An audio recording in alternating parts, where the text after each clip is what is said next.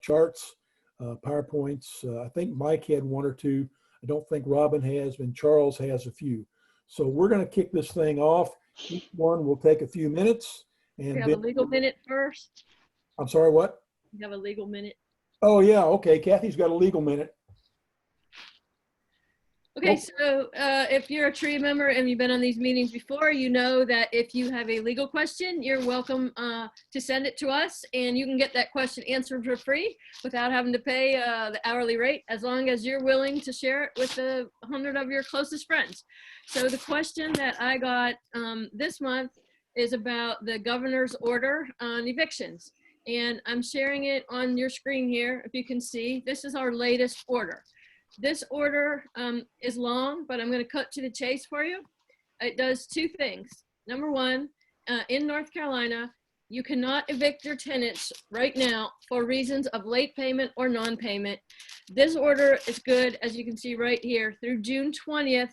It has been extended already a few times. It is anticipated that it will be extended again. So you cannot evict, you can't charge late fees, you can't put them out of their homes during this time now through June 20th, as well as all late fees are waived. What does this mean? It doesn't mean they don't ever have to pay you rent.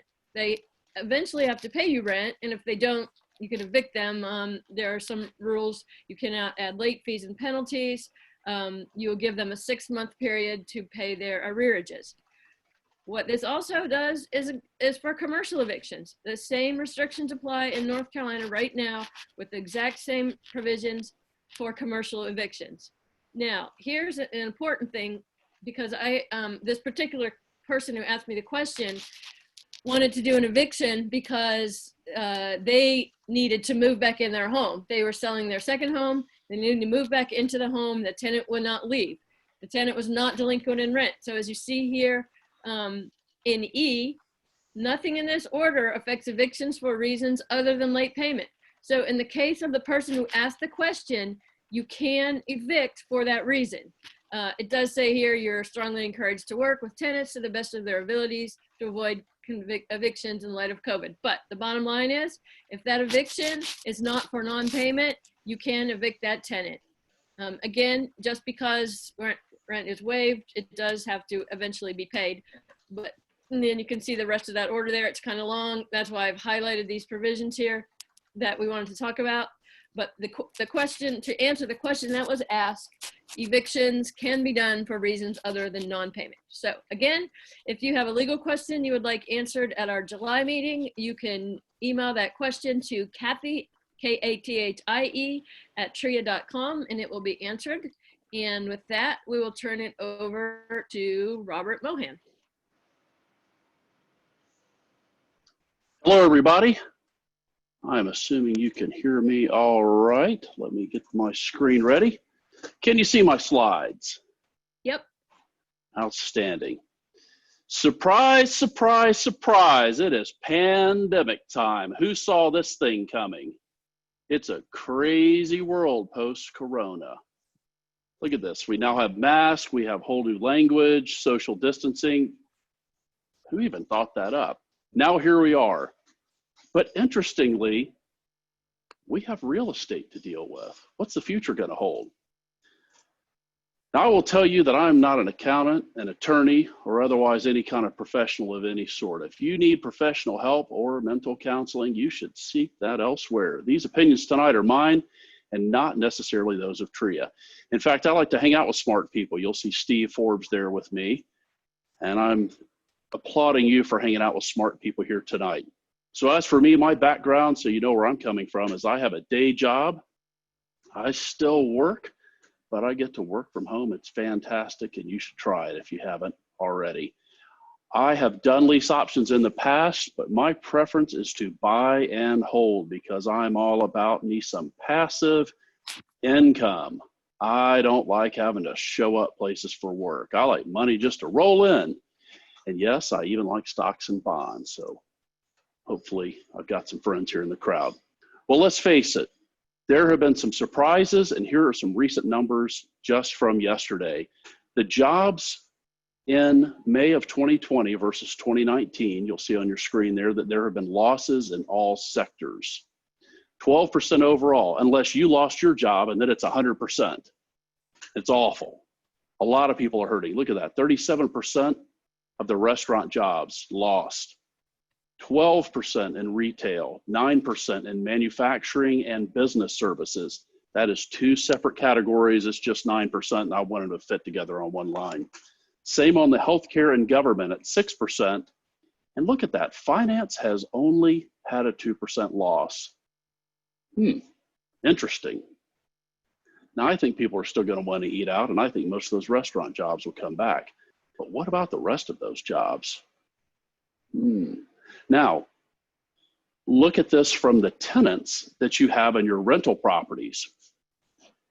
If you're not sure what they do, go back and look at your applications and say, how many of my tenants are in restaurants?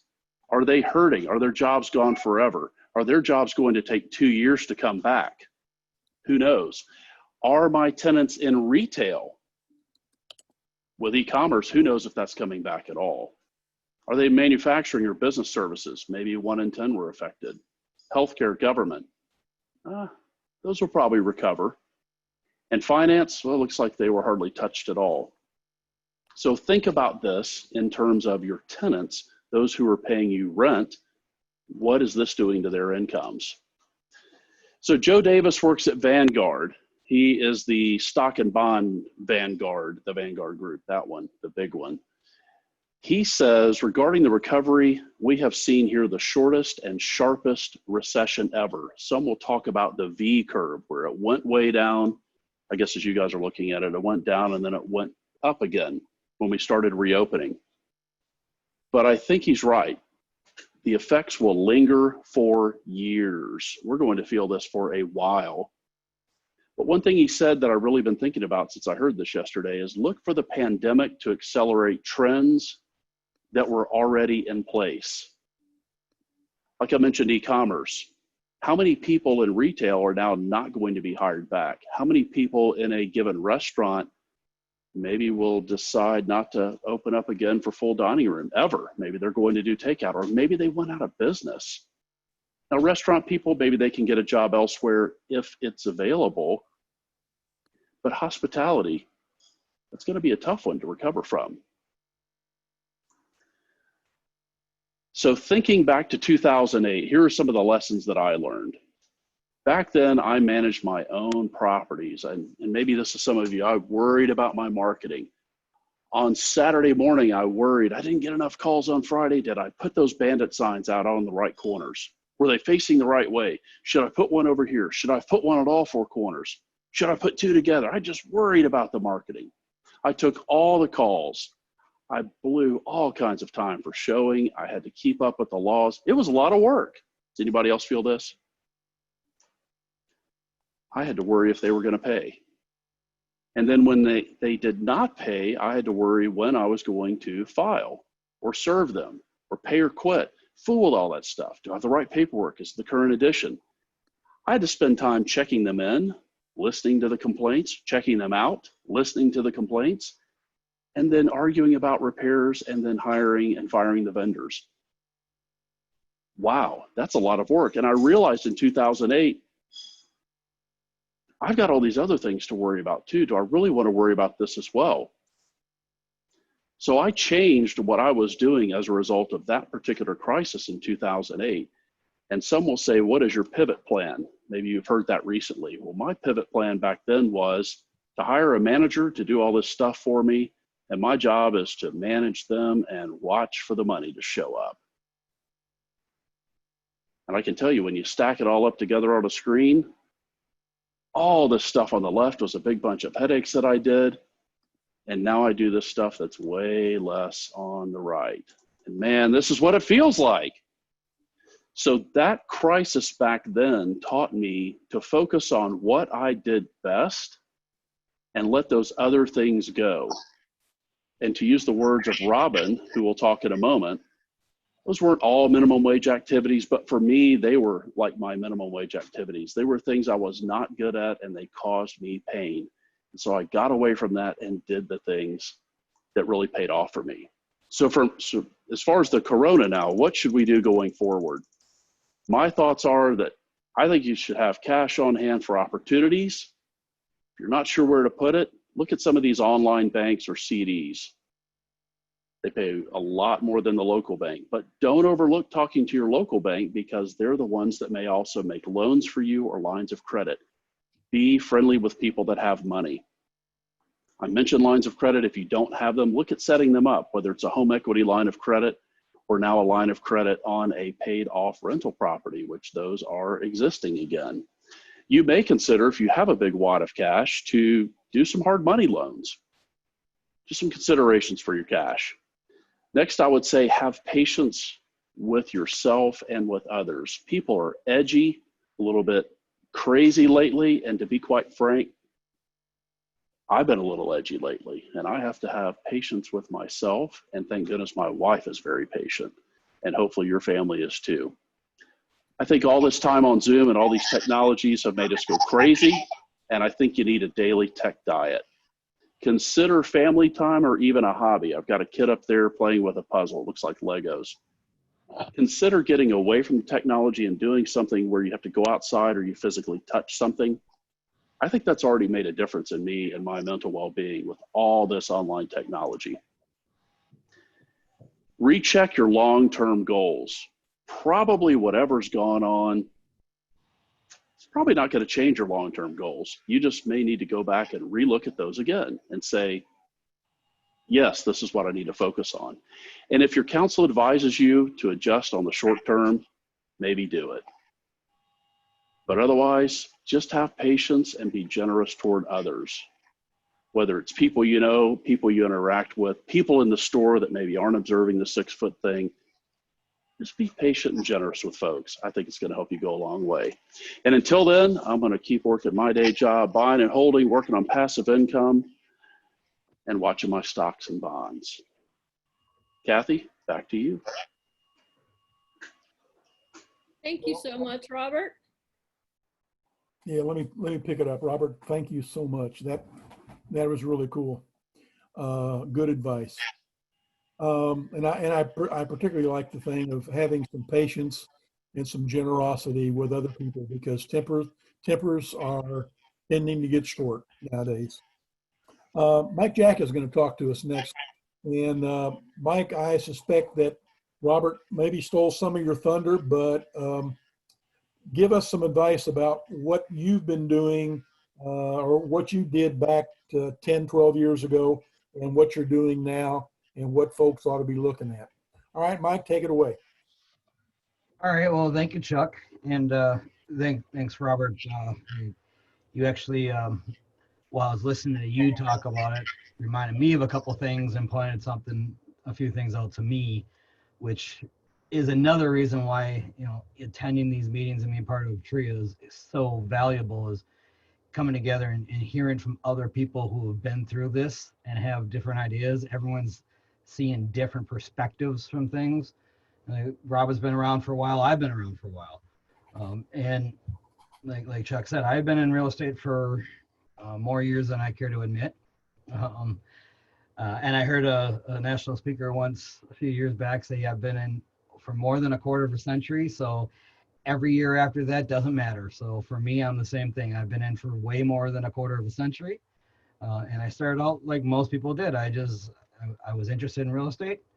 I picked up a rental property and then I bought a property to renovate and I moved into it myself. That was all back in 1991 time frame. So I guess it is 30 plus years now for me. And I struggled. I did those first couple of deals and then I struggled for a while because I thought, real estate's easy.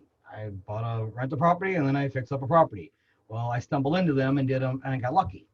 And I started struggling to try to find more information about real estate. And at the time, we did not have a REIA here in Minnesota. So I went and got my real estate license in 1991. I went and got my real estate license. Thought that's what I needed because I needed the education, which was a huge help for me because it did teach me a whole nother aspect of real estate. And I learned so much from being involved in that as being a realtor. And I went full time. So then during that time, I was a realtor, and then I did subcontracting work, and I did everything I could because I had quit my corporate job back in 1991. I quit that, and I've been in real estate ever since. And I had to make it work, and I was bound and determined to make it work. And the more I had to make it work, the more hungry I got, and the more I just kept diving in, and I figured it out. And in 1997, I have been full-time doing since 1997. So I stopped doing the real estate as a real estate agent for income. And basically, so 1997 is when I got out of the rat race. My passive income from my rental properties and everything else covered all my expenses, like Robert Kiyosaki and the cash flow, Rich Dad Poor Dad. I got out of the rat race in 1997, and then I just started accelerating from there, and I started building up. Then I went and got my real estate brokerage because I saw opportunities, and one of the opportunities was there was a lot of real estate investors who it was really hard for real estate investors who also had real estate licenses to find a broker that understood the investor side. Well, I filled that niche. So every time I saw something, I filled that niche. And by 2002, I'm going to all these REIA, or not REIAs, but investor trainings. Like I went to Robert Thompson's, I went to be one of our speakers, I went to everybody I could find. And one of the common threads was, and I learned from everyone, all that stuff, all the great information, they say, go back to your REIA. And I'm like, well, what's a REIA? Your local real estate investors association. I'm like, well, we don't have one in my area in Minnesota. So I actually I didn't start one on purpose, but I started networking with a few people in 2002, and that grew into a REIA. So in 2002, we started that. And then by 2008, we had a pretty large REIA, especially for that time frame, it had grown into a REIA. So by 2008, when the market crashed last time, I was a real estate broker. I had a property management company. From managing my own properties, I started managing other people's properties. So the real estate broker, property management, I was doing my own rehab. We were doing our own rehabs, and I was also doing trustee servicing. So I had like 4 different companies, each one of them. And here's the interesting thing is each one of those businesses, I basically modeled after someone else's system. And I took their system and I let that system run. So it freed me up to continue to do the real estate, which is my passion. So I was still buying and selling and renting and, negotiating and just having fun with real estate. Well, each one of those businesses, because I had to hire an employee, but the systems were running, and they weren't large businesses, so that one employee could run the business itself by themselves. And what I would do then is I would take part of their time and help to run MNREIA, because MNREIA, the Real Estate Investor Association, was extremely time intensive. And I'll put on my screen, this is our company, MNREIA. So it was extremely time intensive for me to run that. But everything else that I was writing was all systemized. But nobody had ever really systemized the REIA. And so in 2008, when the real estate market crashed, I was losing an empire. I had 40 plus rental, well, they weren't even rental properties. They were all contract for deed, cash flowing properties, because I wasn't a typical landlord. I was the financier. So I was buying them and then selling them all on contract for deeds, lease options, whatever. Well, that was all struggling. Everything else was just tumbling and crumbling down below me and underneath me. So over about a 2-year period, I went through a pretty rough time trying to struggle and get through all that. And I was bound and determined to stay in real estate. And like so many other people, they got out of real estate, went back to the corporate world just to survive. And I'm like, I'm not going to do that. I'm going to stay the course. But one of the things that was really struggling is I ended up closing down the brokerage, the property management company, the trustee servicing. I just shut it all down and lay off all my employees. And I almost shut down MNREIA. But what happened was we had built over the course of the several years coming up to that point, we'd built a community of investors and we were each other's support group. So now so I was almost like going to an AA meeting or something where we were there to support each other and encourage each other and listen to their sob stories and come up with ideas to help people get out of these troubled properties, because a lot of these properties we had were upside down. And we became our own support group, and I'm like, I can't let MNREIA go. I have to figure out a way to make it work. But it was too much for me to do it on my own. So in 2009 and 10, I had all these ideas where I could systemize running a rehab, but I never did it before. So I went and took that time now that I cleaned up my inventory. I got rid of most of that stuff, got the ones that I could keep, kept them cash flowing, and I got, stable. And then that's when I started working on building a system for MNREIA. And over the next couple of years, MNREIA started growing again, and our attendance was going phenomenal. And in 2011, we had one of the national speakers come through, and they said, Mike, what's going on here? And I'm like, what do you mean? I'm like, well, I'm not seeing this anywhere in the country. You told me you were going to have 150 people. Everybody tells me they're going to have 150 people at a meeting, and I show up and there's 30 people. You told me you're going to have 150 and you had 175. This was, and I see you here doing all this by yourself. What's going on? I'm like, I don't know. I have no idea what you're talking about, because I just thought that was normal what I was doing, but apparently it wasn't. And so talking to her after a while, she realized the thing was I built the system that systemized everything for running all the back end administrative stuff, which allowed me the time to work on the fun stuff and working with the members and the deals. Well, she's like, I want that for us. And that was up in Michigan. So that was Wendy Patton. And I'm like, well, no, sorry, it doesn't work like that. I just spent 2 years building it. And she's like, well, give me a copy of it. I'm like, it doesn't work like that. And she just would not take no. So over a year, she kept pounding me and kept pushing me. And I worked on it. And I finally built the system so I could duplicate it. Well, then I had a year later, another national speaker, Vina, came through and said basically the exact same thing. She says, other REIAs need this. I'm like, okay, well, let's see. Well, the very next REIA I talked to happened to be you guys. It was TREA. And Chuck was one of them, and a couple of the other people. They're like, well, let's give it a try. So if it wasn't for you guys, I probably still wouldn't have this system, because it was Wendy, it was Vina, and then it was TREA are the ones that gave me the encouragement to keep doing this, right? So I then started building the system, and now we support over 70 REIAs around the country. And our whole goal is to help members survive through these tough times and build systems. So that's where, like on the TREA site, and I don't know if you guys are using them, but this is one of the biggest things right now. And I've been hearing from our members and from myself personally, who are still actively doing real estate. If you watch the property leads, you can tell. So if you're just sitting back there and not paying attention to what's going on in the real estate, and you're just listening to all the news media, and you think that the world's coming in and you're watching the riots and everything else, well, you're probably missing the fact that real estate is actually going gangbusters right now. There was a couple months where we all were nervous about it and we were concerned, but there's a lot of differences from 2008 to this time.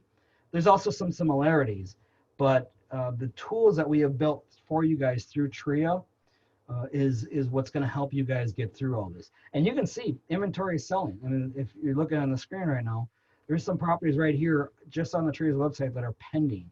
One of your members had an open house. It was today. They had an open house at 11. I don't know what the results were, but somebody had an open house today. So these are just the type of tools that we've been helping to build for you guys to get through that. And that was all because of me trying to survive myself and then getting the support from my members and also from you guys. And one of the biggest supporters, and somebody I've been meaning to reach out to for a little while, and I unfortunately haven't taken the time, and I regret that, but she's on right now, and that's Robyn. And that is something else. I mean, if you guys are struggling right now because of different things, reach out and get some support. And for me, it was Robyn Thompson. She's the one that told me to keep going through this whole mess, because she was there when I was going downhill. So if anybody knows my story, there's nobody that knows it better than Robyn Thompson. And if it wasn't for her, I would not be here today talking to you guys if it wasn't for Robyn Thompson and a few other people like Robyn. But she was the biggest influence to me, because she's the one that and she didn't do anything for me other than encourage me. And she gave me a helping hand every now and then when I absolutely needed it. But she's the one that really had faith in me and didn't let me get down on myself. So for that, I just want to say thank you, Robyn, for being there for me then. And now I'm hoping that I'm the one that is giving back, and I can help to be here for you guys as we're going through this time. And I could talk for hours about lessons that I've learned and lessons that I'm still learning. still constantly change. The one big thing, as I will say, is you need to be okay with change, because real estate in over 30 years has changed so many times, and we're going through another change right now. Right, the way we're going to be doing real estate, I think, over the next couple of years is going to be different than we've been doing it the last 2-3 years. Right, but it's nothing new to me. And I've been through these cycles a couple times now, so I know how to handle it. And you need to, as members, need to follow the people that have been through these different time frames and be willing to change and see when something not working, see what somebody else is doing that is working, and learn from them. And that's one of the biggest benefits of being a member of TREIA, is being there for that. So with that, I'll turn it back to Chuck. Okay, let's see. Figure out. Yeah, I'm still on. Okay. Hey, Mike, thanks. Can you hear me? Yes, I can. Oh, good. I appreciate that. By the way, for those of you that don't know, Mike in the TREIA website has incorporated the property. What do you call it, Mike? The property leads, property features, the and websites. Property listings. So be sure to look at those and take advantage of those if you're looking to buy property or if you've got property to sell. Take a look at that. And it's exclusive for TREIA members. Mike alluded to Robyn Thompson being kind of a guiding light for him. I have been to, I don't know how many of Robyn's boot camps. I've heard her speak at numerous events, and I am just in total awe of her story. Won't go into it tonight, but she has a wonderful story to tell about how she got involved in real estate and then became a national speaker. She has, and I'm sure she's got a number, but I would venture to say hundreds of thousands of people have learned real estate investing from her. She's just a marvelous person and got a heart of gold. And I'm just so saddened that we had scheduled her to come and do a live event next month at our main meeting. And she and I talked a week or so ago and made the hard decision that we're going to postpone her until January because of the governor's order that we can't have mass meetings. And it was a painful, hard decision to make, but we just had to do it. And just because you got to see her in person. The Zoom meeting just doesn't do it for her. She has a 90-minute meeting, and then she follows that up with a 2-day weekend seminar that's just outstanding. A lot of you folks have heard Robyn speak before. Those of you that have not, I cannot emphasize strongly enough that you really need to come and listen to her. So with that, Robyn, you can mail your check to me anytime. Let me turn it over, and good to hear from you, sweetie. Go ahead. Well, hello, everybody. My name is Robyn Thompson. I've been rehabbing houses. I hate to say this, guys. It's been 22 years now. 440 of them later, here we are tonight. So let's just say I was doing quite a bit of rehabbing before 2008 hit. For those of you that don't know me, I had done most of my properties in my first 10 years of investing up in Waterbury, Connecticut, and New England. High property taxes, very cold winters. So I had decided to sell all that stuff off and move down to Orlando, which I did early in 2007. Got down there to the Sunshine State, to the promised land where houses go up $1,000 a week in appreciation, and thought, wow, I went from a city that had zero appreciation for 10 years and thought I was going to go make the easy money in the buy and hold game. The minute I got to Orlando, about 2 months later, had not bought my first rehab yet, was still trying to learn the market. The market went to crap, and the next thing you know, 2008 hit us like a freight train, and the properties in Florida were worth half what they were just 6 months prior. So I sat through 2008, 9, 10, and 11, and I did not buy any houses because I couldn't get my arms around it because prices were all over the place, and foreclosures to the left and foreclosures to the right. When the market finally hit the bottom in 2011, I went ahead and started rehabbing like crazy. And I also decided to buy a very large portfolio of keeper properties. What I learned before the recession was I had 30 some Section 8 rentals, which gave me nothing but grief and indigestion. So I sold those 30 some low end Section 8 messes, got out of that, and swore I'd never have tenants again because I didn't make any money on that mess.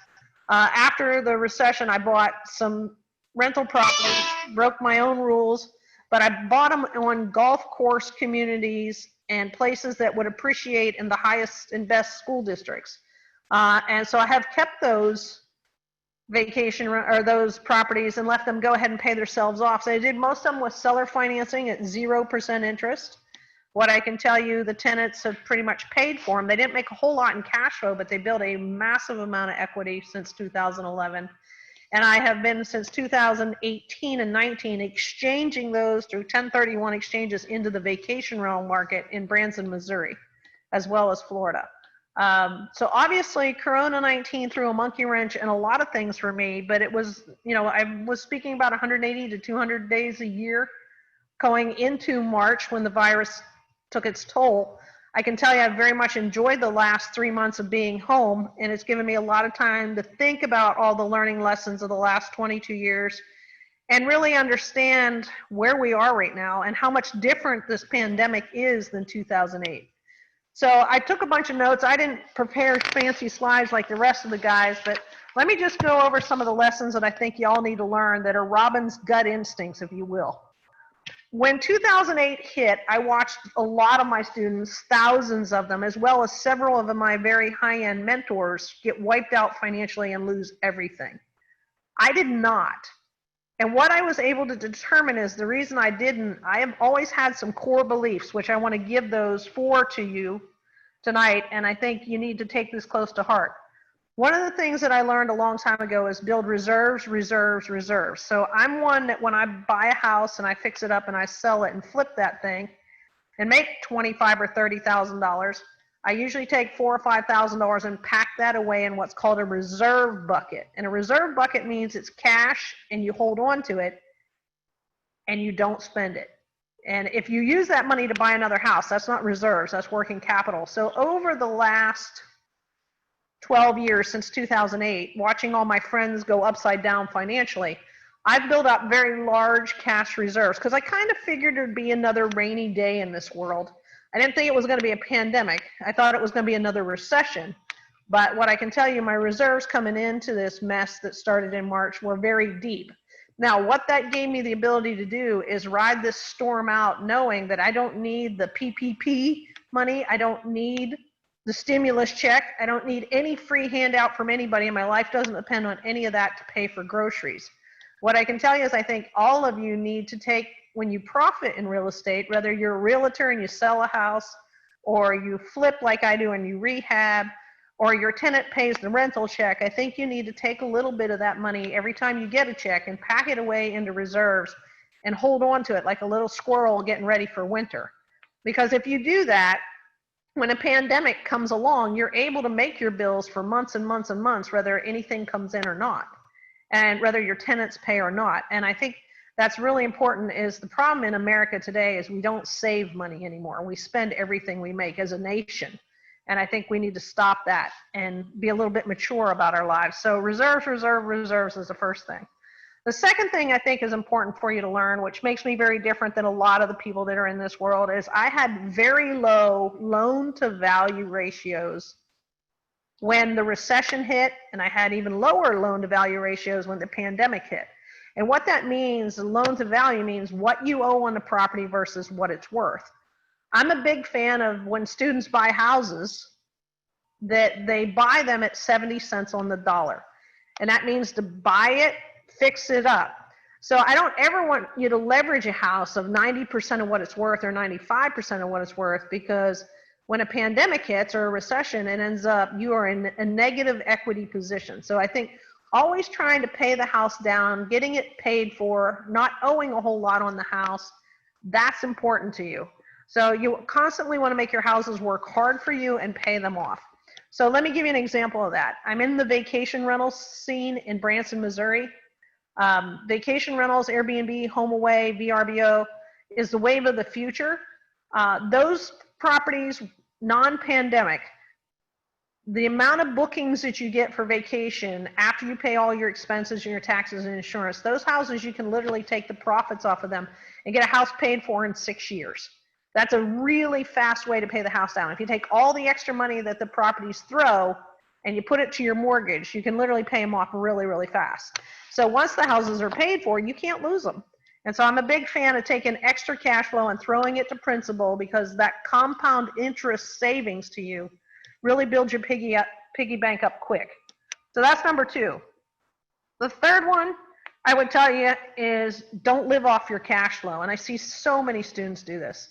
They start out buying rental properties, and what they do is they get each house throwing $300 or $400 a month. And so when they get 10 houses, they're like, woohoo, I'm making $4,000 or $5,000 extra money every month. Well, they up their lifestyle. They up the car they drive. They get bigger car payments. They up the price of the house that they buy to live in. And then what happens is they have bigger mortgage payments.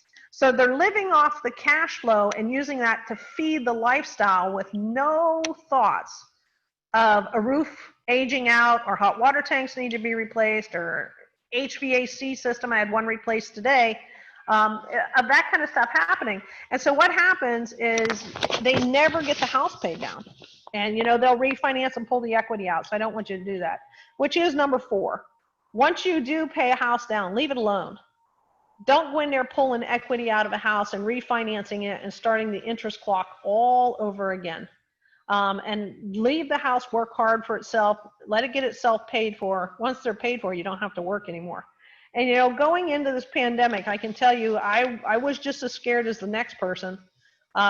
You know, right around March 15th, when they announced that this was going to be bad and it was going to be long and it could go on for years, I took 3 of the houses I had paid for and put them up for sale, and I had no idea if they would sell or not.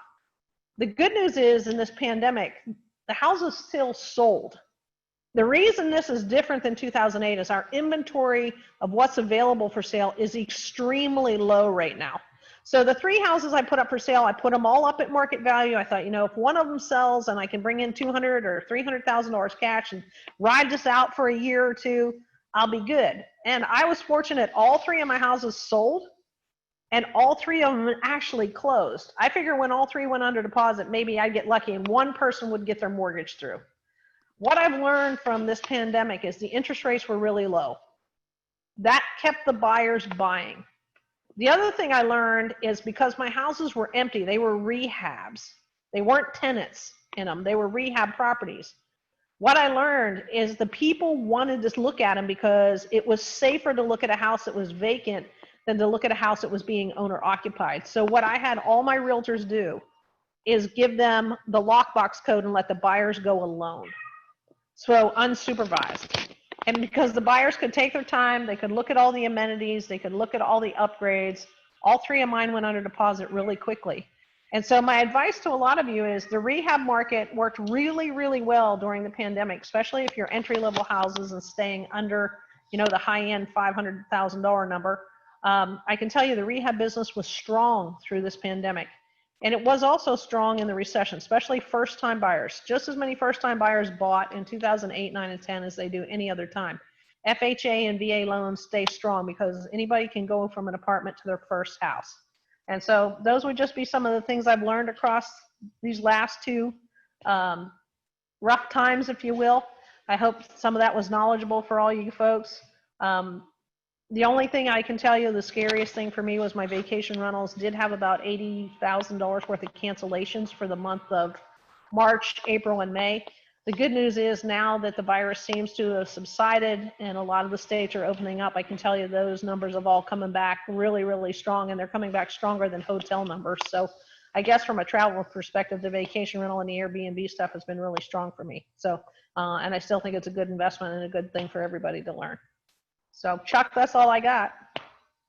Thank you so much, Robyn. I will remind everyone that in the meeting that if you have any questions for any of the 3 speakers who just spoke, or our speaker who's going to speak right now, please send them in the chat box there, and we'll ask them.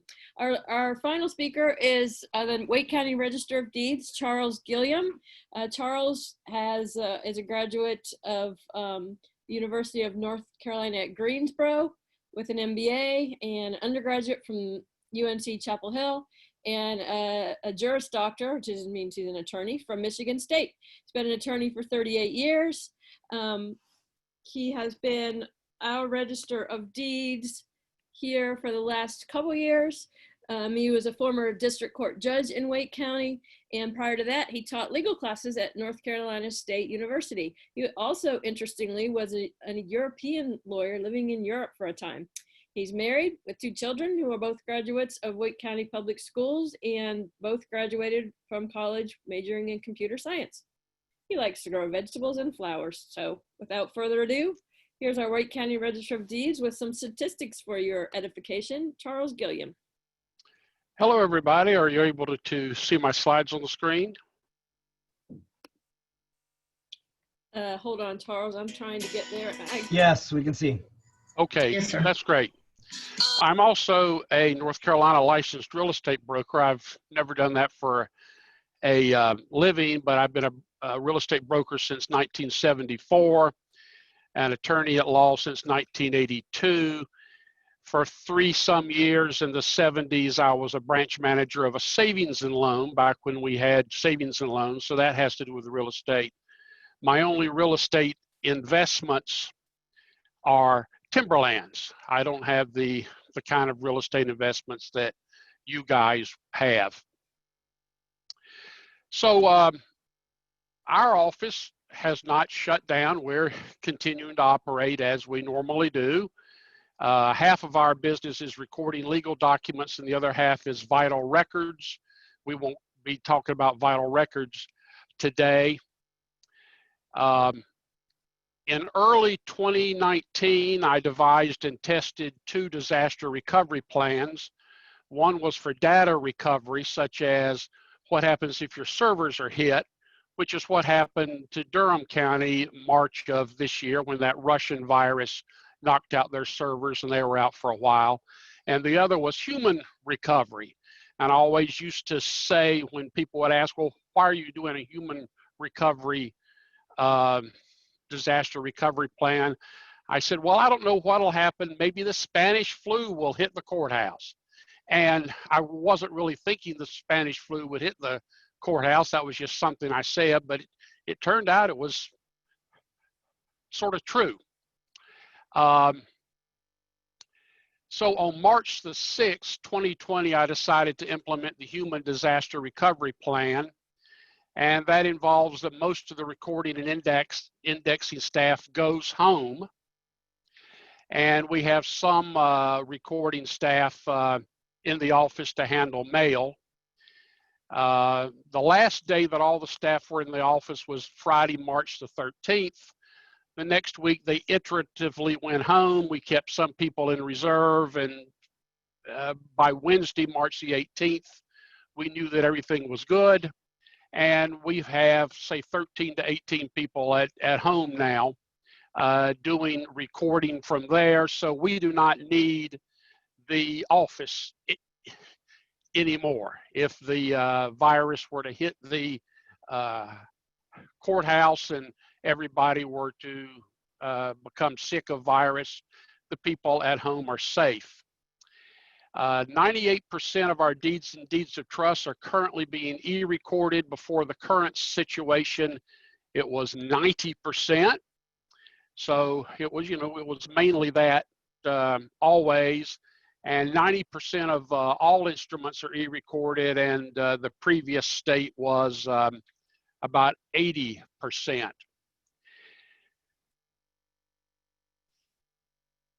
Friday, March 27th was the last day that we allowed people to physically come into our office. Right now, only staff are physically in the office. So what I have is a situation where we operate in an envelope, I call it, or sometimes I call it a bubble. We come in here, you wash your hands, you take your temperature, and then you stay behind our locked doors. And that way we're safe from getting the flu and we can continue to provide services.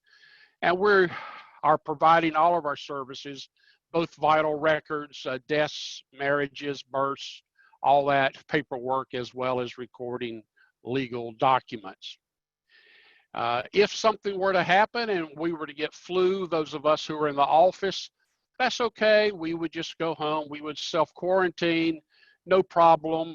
Usually when you get the flu, nothing bad happens, but even if something bad does happen, the people who are at home, they are not impacted. So they're not going to get the flu. Now I'm going to talk about some real estate data. The most important data is the last two slides. So you're going to have to stay awake for the last two slides. And I'm going to give you a roadmap. We got 5 topics: dollar values, medians, deed velocity, lending velocity, and the last 2 slides are what is happening so far in June. What we're going to do for each of these topics, we're going to sort of drill down in a logical way. And all the information that I have here, I have published in some form except the last 2 slides. No one knows the last 2 slides except me and a reporter that I told today at the Triangle Business Journal, and in a few minutes you will know it. This particular table shows the aggregate value of Wake County real estate transactions in dollars by month for 4 years. So the yellow bar is 2020, and you can see that when the restrictions hit from the governor on March 17th, the yellow bar dropped down in April and it dropped down in May. Dollar values are always more volatile than deed velocity. You'll see that deed velocity is also down, but it's not as dramatic. The ups and the downs on these charts, always dollars more so than deeds. Now, this drills down a bit more. This is by year, and this shows the same total dollar values as we had before. If you were to take all those red lines and add them up, it would add up to the 2019 column that we have here. So it shows that about $15 billion worth of property changed hands in Wake County in 2019, of which 97% of the transactions were $1 million or less, and then the orange box are the transactions that were between 1 and 30 million, and then the gray is more than 30 million. You can see that the blue box over these last 6 years, the blue column is up pretty steadily. The other 2 colors jump up and down, and they mainly jump up. Now we'll drill some more. This is this year by month. Same thing, same colors, just by month. So we can see what happened in April and May, break that down. The high value stuff just collapsed. And I don't know why it collapsed. I know that it did. I can prove that it did, but I don't know why. Maybe some of you have some idea why that collapsed. The blue part, the under a million, is also down, but not as much as the gray and the orange. Now let's drill down some more, and we drill down into May. So here what I'm doing is I'm comparing May, which is the red, to the first quarter. And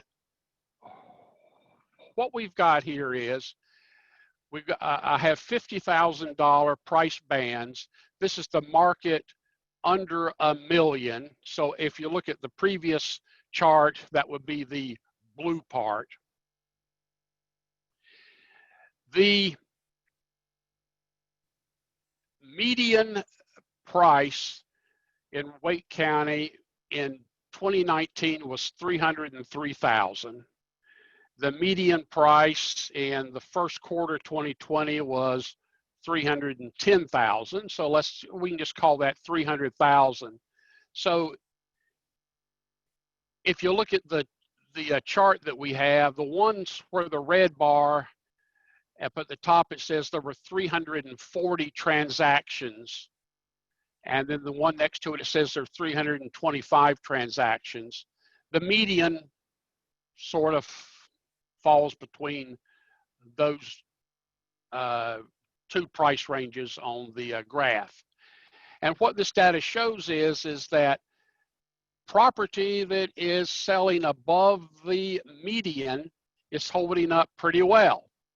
Property that is selling below the median, in some of these columns it's up, and some it's about the same, and some of it's down.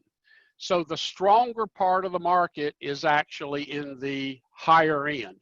Now, of course, this is the higher end up to $1 million maximum. If we look here, no properties are transferring that are 25 million or 50 million or 75 million. You know, office parks and skyscrapers and whatnot just are not moving at all. But just for normal property, it's the high end that's doing the best. So the next topic where we have some data, this is the median prices. And this is some old information that's already been published, but just for background, refresh our memory. This shows what the median prices have been in Wake County over the last few years. Nice steady growth, up to $303,000 in 2019. And then we drill down, and now we'll do it by month for 2020. And what you see here is that in April and May, the median price was a little bit higher than it had been, and that's completely compatible with the chart that I showed you a moment ago that says that higher end property is stronger than lower end property. This is exactly what you would expect. Now, the next topic we have here, the third topic, is deed velocity. So this is the number of deeds that are flying around without regard to the value of the real estate behind the deed. And if you look across all those 4 years, if you remember the first chart I put up here well enough, it jumped around up and down more than the deed chart does, which is to be expected. And you can see that 2020 fell off in April and May compared to what you would expect it to be. Now, about 20% of the deeds that are transferred here are the property transfers for no consideration. So, for example, if property is moving around within a family, and then the other around 80%, there's some consideration paid.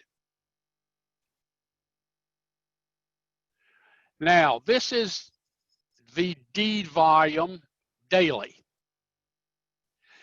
So this is from March the 17th through the end of May. I picked March 17th because that's when the governor started putting economic restrictions and depressing economic activity. There was a series of executive orders that were on both sides of March the 17th. And I picked March 17th as the start date for the repression of economic activity in North Carolina and in Wake County. And then we have these dotted lines. This shows the exponential growth line. Now, red is 2019, yellow is 2020. Not shown is 2018, but if I were to show 2018, it would be a blue line and it would sit right on top of that red line. There's no difference between red and blue. So the yellow exponential growth line shows that it's flat and slightly up. It is up, but it's up by less than what you would expect. You would expect that yellow line to be the same as the red line, the 2019 line, and you would expect it to be the same as the 2018 line, which is the same as the 2019 line. So the gap between the red and the yellow, there are two things at play here, the way I see it is.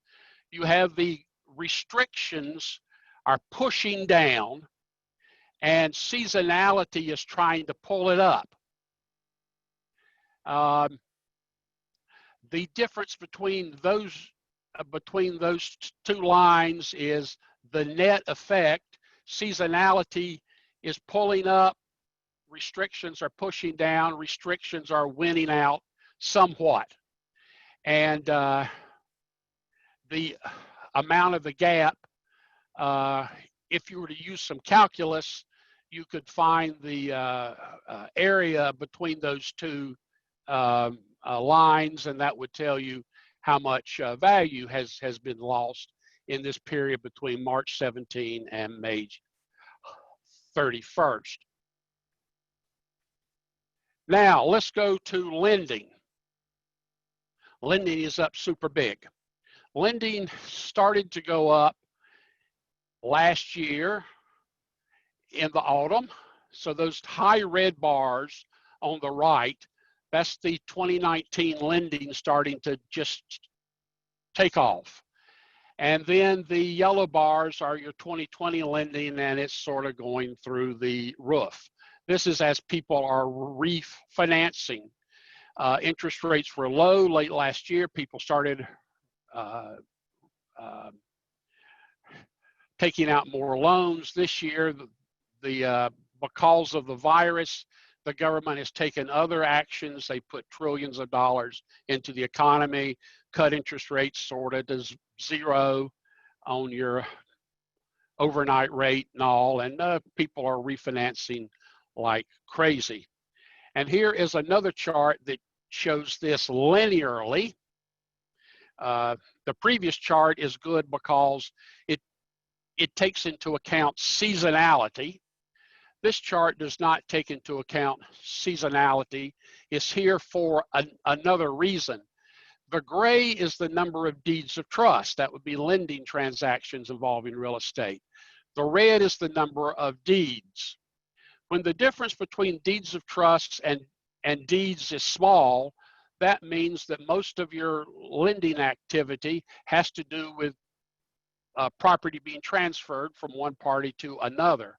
When the gap gets to be big, that's when you've got second mortgages and you've got refinances coming into place. So this is another way of showing what we had in the previous slide, but it helps to explain why people are taking out loans. They're not taking out loans to buy new property. This is refinances and second mortgages. And I can tell you that it's there's not much second mortgage activity in there. It's the refinances.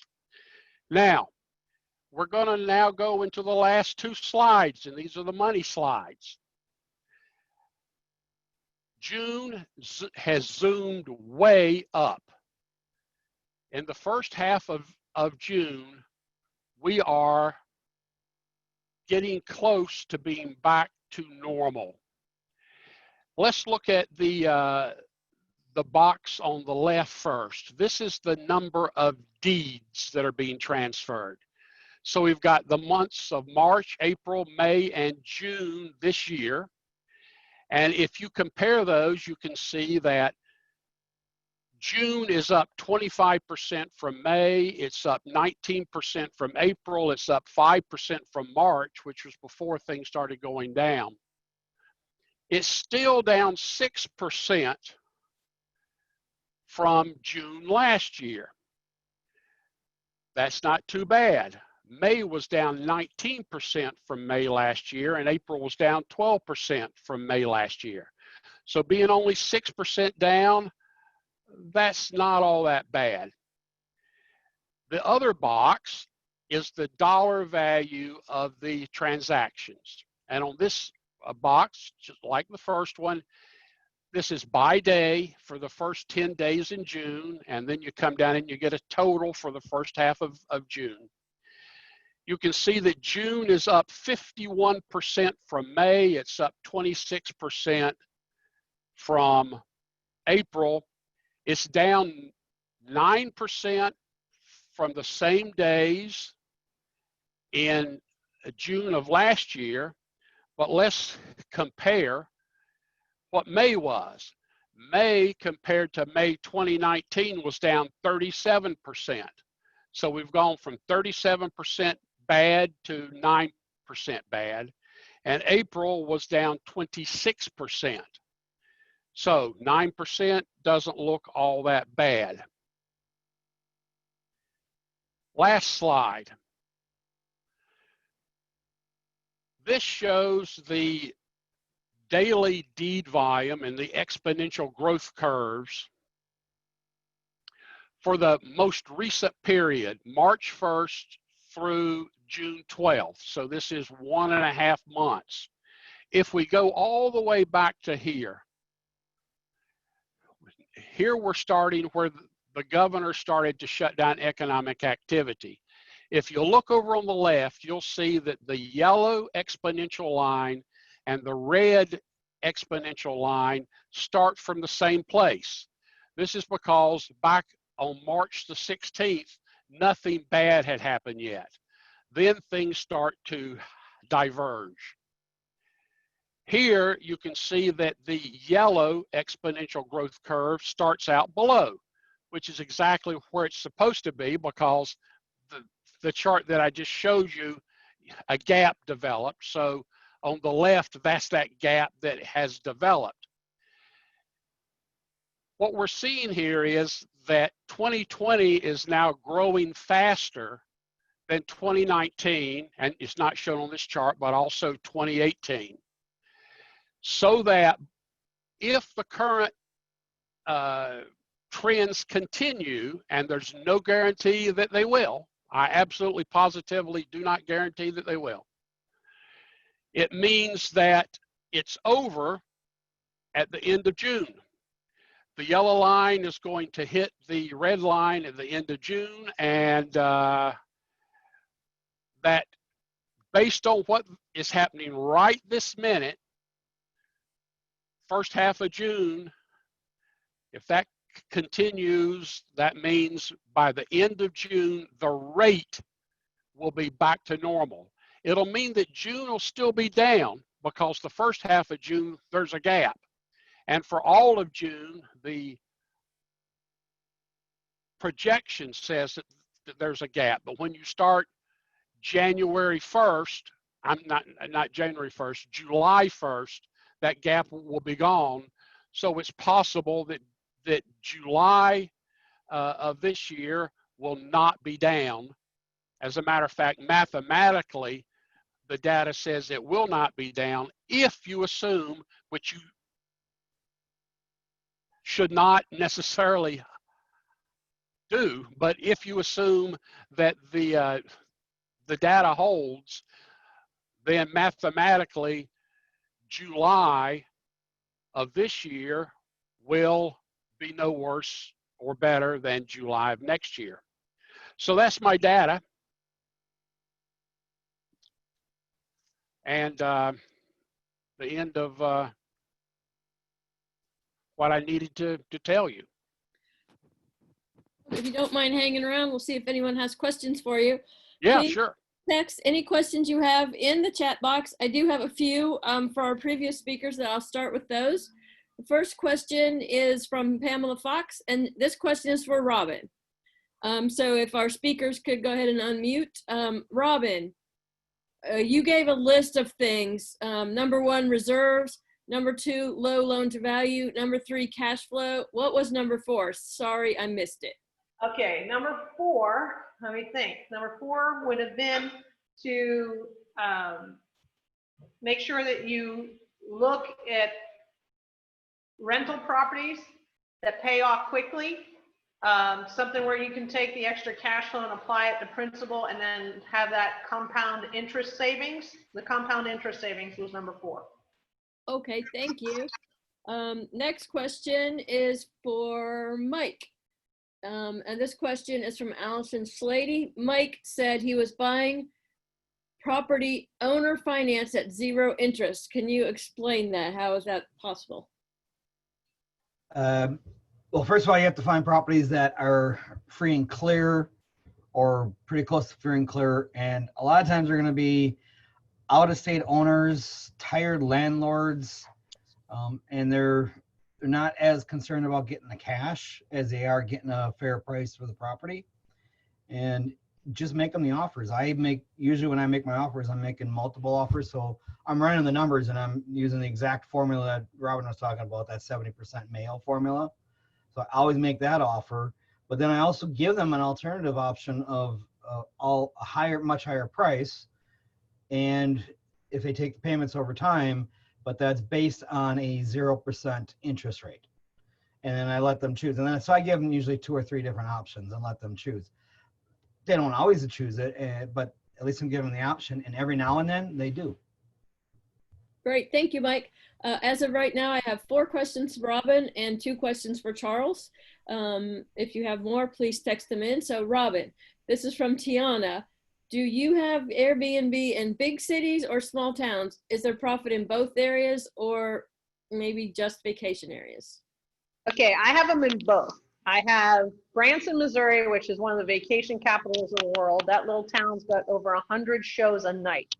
So that was definitely vacation stuff. Now, I also have 4 VRs, vacation rentals, in Ocala, Florida, which is, I want to say, out in the boonies. One of my houses is 12 miles from the closest grocery store or restaurant, but it is around the horse show. What you need to make sure you understand is the best vacation rentals sometimes are not where you think. They're not Aruba on the beach. They're not Grand Cayman, because the cost of those are so expensive that what you get per night, it takes 20 nights or so to cover it. The best ones are located next to a hospital, especially any hospital that does cancer treatments or heart transplant or any kind of transplants, because you're looking for the long stays. I mean, one of my houses right now has a tenant in it for 3 months, and they paid $129 a month for 3 months. That's what keeps your vacancy rate really low. And your revenue really high. So close to sporting events is great, close to national parks are great, close to hospitals are good. Anything that attracts folks, universities, military bases, those are all great places to have vacation rentals. Okay, and what do you recommend as far as a good loan to value ratio prior to a refinance? That's from Jamaica Jackson. I would not refinance. I would really try not to. The thing that I hate about somebody refinancing, they start that 30-year interest clock all over again. And what most students don't understand is when you take a 30-year mortgage, the first payment is all interest and nothing to principal. The second payment is 99% interest, 1% principal. When you refinance, you start that all over again. So if you've been paying a loan for 5 or 10 years, you're really starting to get to the point you build serious equity every time you make a payment. So I really hate to see anybody refinance unless you absolutely have to. I mean, if you need the money to make groceries, okay, but otherwise leave the equity alone. Okay, regarding short-term rentals, do you have any additional measures or precautions for renters due to COVID? Yeah, I think the part of the thing you got to realize is if you are going to do short-term vacation rentals, you understand what we just went through. 90% of your reservations canceled. So you better have at least 2 or 3 months in reserves to make your mortgage payments without having vacationers come. What I can tell you, I think you should also buy your vacation rentals with a backup strategy that you could rent them monthly, like for a year, and use normal tenants. And if it cash flows doing it that way, that you've got a second exit strategy, I think you should always plan on that. The one thing you got to be careful of is buying houses to vacation rental in a subdivision with HOAs, and you got to make sure the HOAs are okay with it, and the HOA can change their mind at any point in time. So most of my vacation rentals are either in a subdivision that is a vacation rental subdivision, or I'm in a position where the house has no HOA whatsoever. So you got to know your rules. Great points. Robin, Sharif Hassan wants to know, when is your next class, and are you still doing the Ocala intensive course, and if so, when? The Ocala Junkers class is happening in July as scheduled. My next intensive class will be for Chuck in January. And Chuck, do you have your dates in front of you? We'll yeah, let me we'll take just the We'll tell third you that at Tuesday. the end, y'all. We'll let Chuck look that up. Yeah, so that'll be the next time that I'm actually doing the intensive in North Carolina. Okay, for Charles, we have Ronald Payne. And Ronald, I will tell you that before I ask your question, that this meeting has been recorded and will be available on the TREIA website. But Charles, Ronald is asking, could he get a copy of your charts anywhere? Everything except the last 2 pages, you can just do a search and find me on the internet, Wake Register of Deeds, and you look at our homepage, you look at the bottom, and there's a list of news releases. So all of that and more is there. Insofar as the last 2 pages go, I'll mail this slideshow to the meeting leader, and the meeting leader can do whatever is appropriate for your group with them, including if you want to mail them out to all the members, fine. Perfect. Thank you so much. Someone who Kathy? does not have their full name typed in here is asking, we are still in the middle of June. At the end of June, would the sale in June 2020 be better than June 2019? Want me to read it again? It was a little hard to understand. This is for me, Charles Gilliam. Yes. We're still in the middle of June. I have it. The month of June on current trends will be lower than the month of June 2019, both in dollar amount and velocity of transactions. But the amount that it will be lower will be substantially less low, if that makes sense. I sort of hate to say less low, but it'll be less low than May and April. It'll be substantially less low than May or April. Closing the gap. Yeah. Kathy? Yes. Yeah, the Robin's meeting in January will be the 3rd Tuesday, which is the 19th. It'll be at Prestonwood Country Club. And then she'll follow that up. I think, Robin, didn't we say we were going to go out 2 weeks for your weekend, the 30th and 31st? Okay, so y'all, it's our main meeting in January, which is always the 3rd Tuesday of the month. That's when Robin will be here, assuming, of course, that we're having main meetings by then. Another question for you, Robin, from Sheila Waldrop. What are your thoughts on apartment rentals, say near business parks? I don't do apartments. I would not be the right person to ask for that. Commercial to me has always been the hardest stuff to sell, especially if you're in bad economic times. So I have stayed away from all that. Okay, I have one more question, and then we'll wrap things up here. This question does not say who it's to. So I guess if any one of our speakers would like to jump on this, feel free. I've asked them, Pamela Fox, who she asked this to, but she hasn't answered me. I'm ready to invest, but have low cash. Would you recommend a cash out refi of an investment property versus withdrawing from a 401k, not feeling confident of finding owner financing? Never withdraw from your 401k. That's the only thing I'll say. The first part of the question somebody else can answer. Amen. But you can use your 401k and buy with it. If you don't know about that, there are plenty of classes out there on it. Anyone else want to weigh in on that? Why not get a partner? Share some of the equity, and in return, they bring some cash. And who knows, you might learn something and make a great new long-term friend. Wholesale. Yeah, I was gonna say wholesale it. All right. See y'all. It's too big of a question to answer specifically. That's called having tools in your toolbox, everyone. And in a matter of fact, the way that that question was answered by Robert is a great note to end on. We don't have any more questions, but what Robert said is a very, very important reason for your TREA membership. So you've joined, you're here at meetings, you're coming to meetings, you're coming to subgroups. That's great. But you know what? That's not enough. And you need to take advantage of your TREA membership. How do you do that? Well, in normal times, you come to meetings, you network, you'll find your forever financial friend because you'll meet hard money lenders and wholesalers and rehabbers, and they will all help you. And you will meet partners to do deals with, and you will meet lenders to borrow money from. Unfortunately, right now we're stuck with Zoom meetings, but what you need to do is come to as many as possible. Get known to your fellow members. Make a member spotlight, just like the ones you saw here tonight. Send an email to TREAprojects@gmail.com, and we will feature you. Another way you can network right now is on our Facebook networking page, Triangle Real Estate Investors Association networking page. Go there. It's super active. People are posting deals every day. People are needing roofers, lenders, partners, you name it. So do a video. We will introduce you to our members. Get active on our networking sites.